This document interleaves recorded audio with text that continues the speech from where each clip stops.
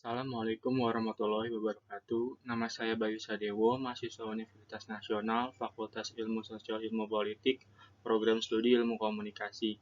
Hari ini saya akan mempresentasikan jurnal milik Irfan Usman, Fakultas Ilmu Pendidikan, Universitas Negeri Gorontalo.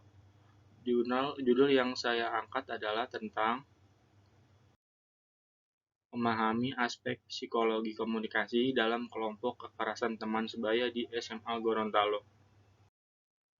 Bab 1. Pendahuluan.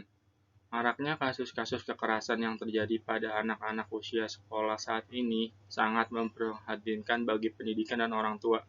Sekolah yang seharusnya menjadi tempat bagi anak menimba ilmu serta membantu membentuk karakter pribadi yang positif, ternyata malah tempat tumbuh suburnya praktek-praktek bullying, sehingga memberikan ketakutan bagi anak untuk memasukinya. Penelitian Yayasan Sejiwa menyebutkan bahwa sebagian kecil guru menganggap bullying merupakan perilaku normal dan sebagian besar guru menganggap bullying sebagai perilaku yang membahayakan siswa. Hal tersebut tidak dapat dianggap normal karena siswa tidak dapat belajar apabila siswa berada dalam keadaan tertekan, terancam, dan ada yang menindas setiap hari sehingga perilaku bullying tidak bisa dianggap normal atau bisa biasa. Menurut Edwards, perilaku bullying paling sering terjadi pada masa-masa sekolah menengah atas, dikarenakan pada masa ini remaja memiliki egosentrisme yang tinggi. Berdasarkan hasil wawancara dengan 10 siswa disimpulkan bahwa perilaku bullying yang terjadi pada beberapa SMA di Gorontalo merupakan tindakan yang dilakukan oleh kakak kelas kepada adik kelasnya. Hal ini menunjukkan bahwa senioritas masih menjadi sebuah fenomena yang terus terjadi di sekolah. Adanya ketimpangan atau ketidakseimbangan kekuatan baik fisik maupun mental menjadi penyebab perilaku bullying di sekolah. Di samping itu, dari beberapa orang siswa melaporkan bahwa siswa yang melakukan perilaku bullying disebabkan adanya faktor balas dendam.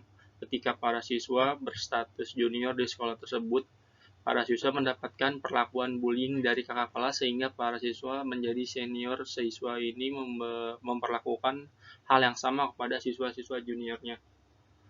Astuti mengemukakan bahwa senioritas sebagai salah satu perilaku bullying seringkali justru diperluas oleh siswa sendiri.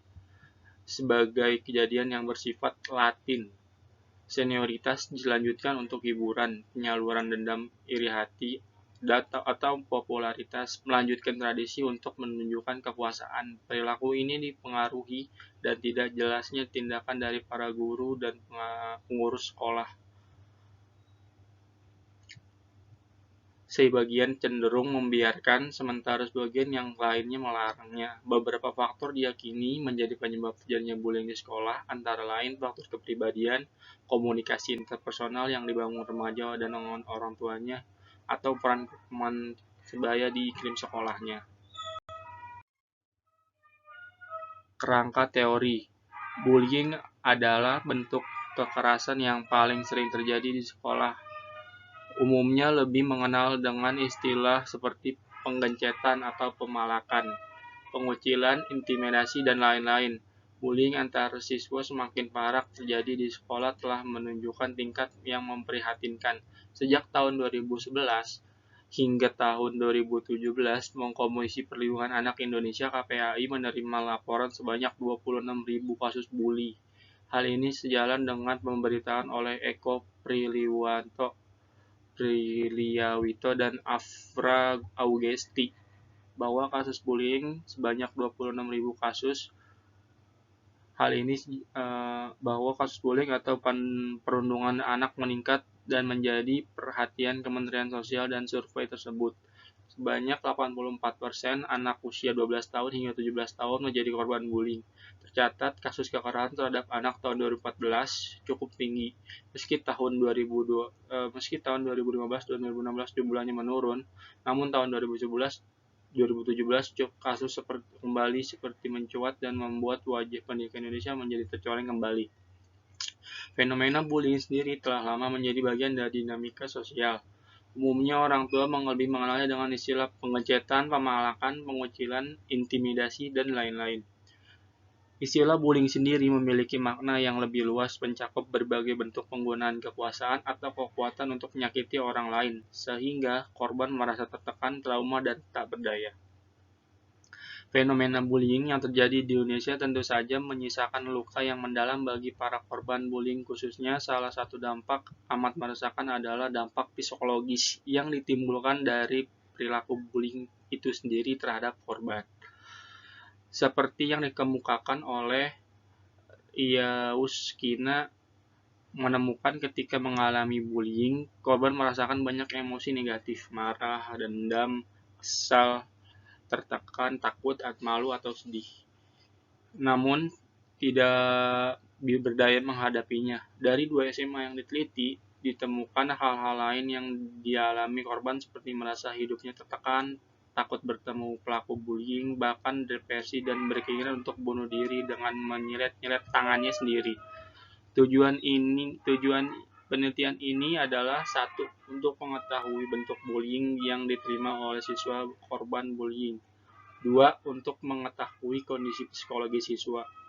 3. Suryani menyebutkan bahwa bullying antar siswa dapat terjadi dalam bentuk seperti bullying fisik, bullying verbal, ataupun bullying psikologis. Metodologi penelitian. Metodologi penelitian menggunakan penelitian kuantitatif. Subjek penelitian ini adalah siswa sekolah menengah atas di Gorontalo yang terdiri dari 3 sekolah menengah atas berjumlah 103 siswa. Karakter subjek penelitian adalah laki-laki dan perempuan yang duduk di kelas 2 jurusan pengetahuan dan ilmu pengetahuan sosial dan pernah melakukan bullying. Berdasarkan hasil wawancara dengan beberapa orang siswa di SMA Gorontalo menunjukkan bahwa ketiga sekolah tersebut dapat kasus bullying di antaranya siswa. Penelitian menggunakan siswa kelas 2 sebagai subjek penelitian karena memiliki perilaku bullying terhadap adik kelasnya. Adapun siswa kelas 1 cenderung menjadi korban bullying. Pada penelitian kali ini, peneliti akan menggunakan teknik sampling, yaitu purposive sampling.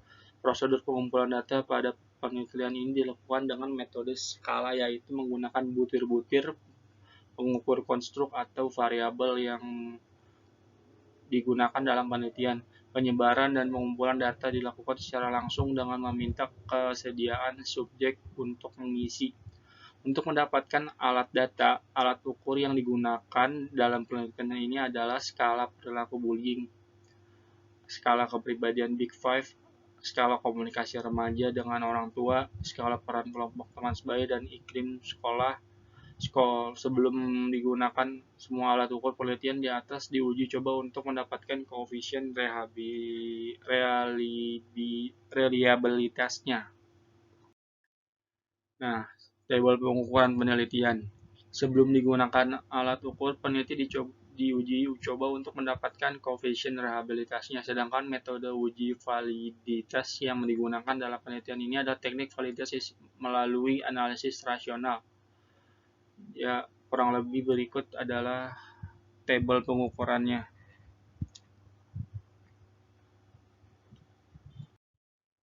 Bab 2. Pembahasan.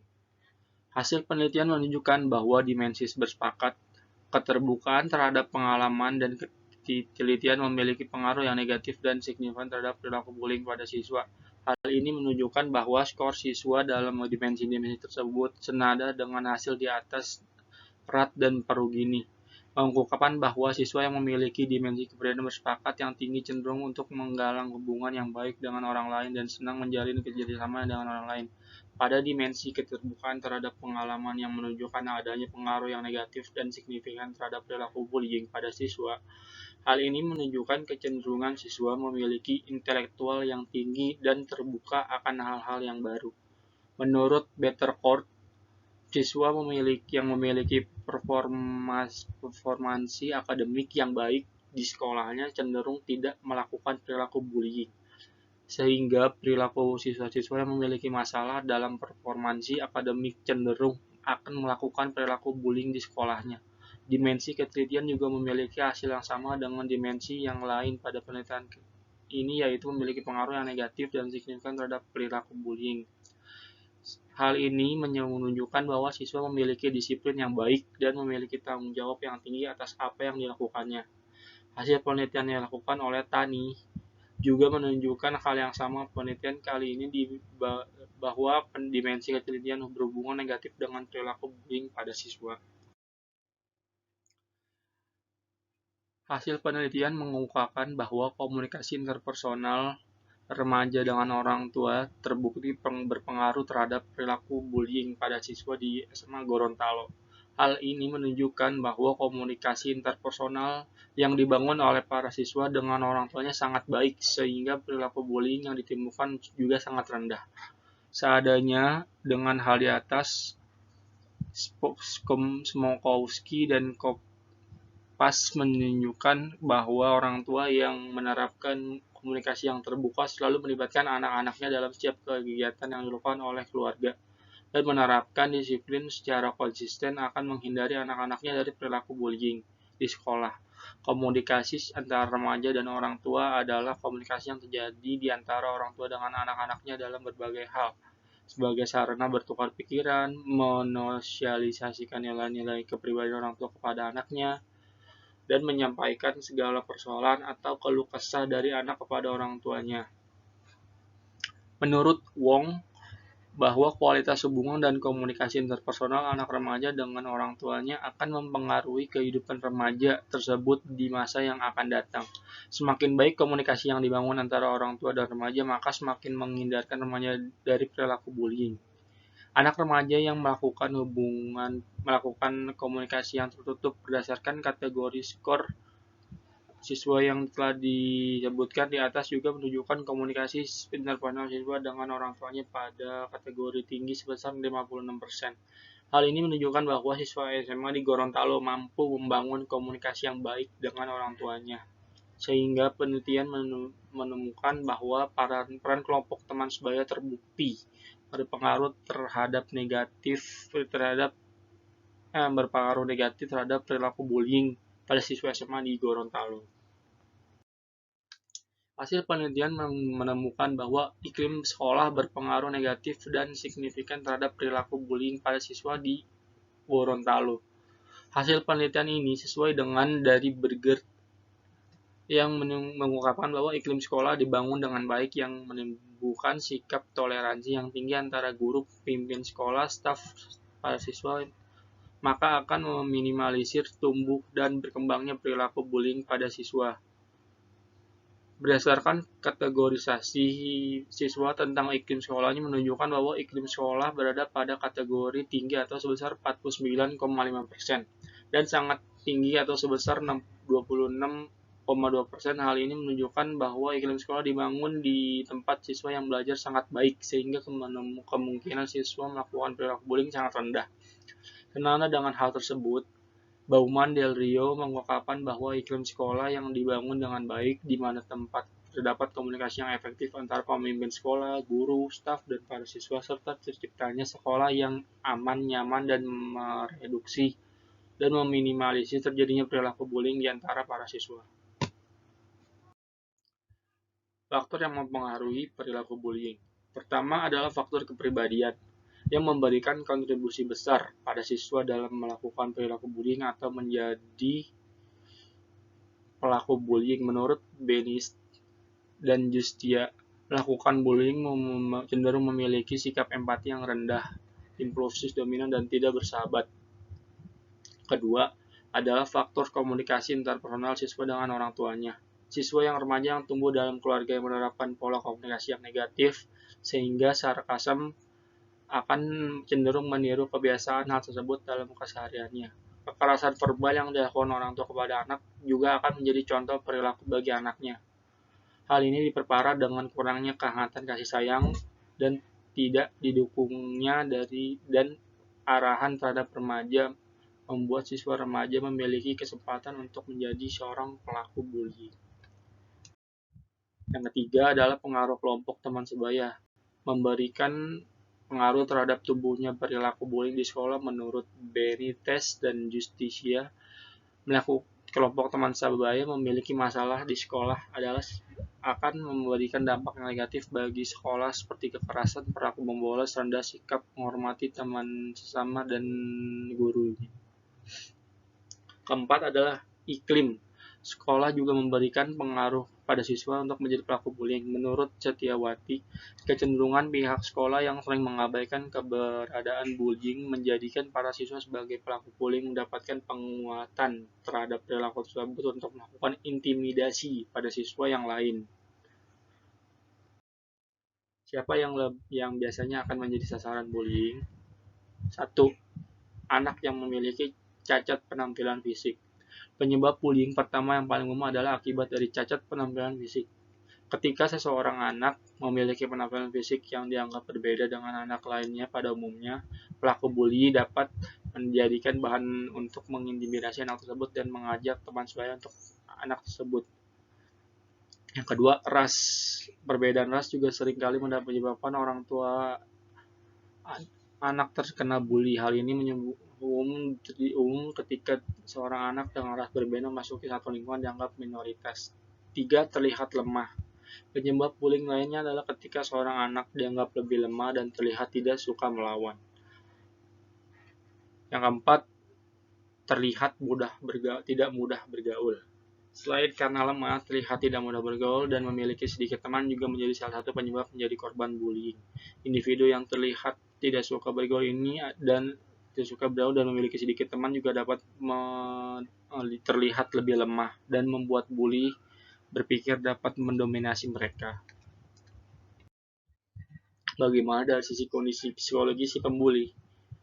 Anak yang sering dibully biasanya memiliki masalah pribadi pada keluarganya. Salah satu picu seorang pembuli adalah karena memiliki masalah pribadi yang membuatnya tidak berdaya di hidupnya sendiri. Anak-anak menyebab perkalian berlebihan orang tua, perceraian orang tua, atau adanya keluarga yang menjadi pencandu narkoba dan alkohol dapat memicu hal ini. 2. Pernah menjadi korban bully.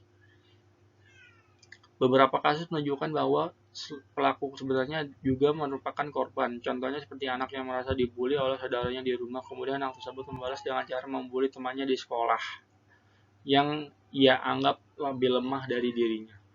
3. Rasa iri pada korban. Penyebab bully selanjutnya adalah rasa iri pada korban. Rasa iri ini muncul akibat korban memiliki hal yang sebenarnya sama istimewanya dengan sang pelaku.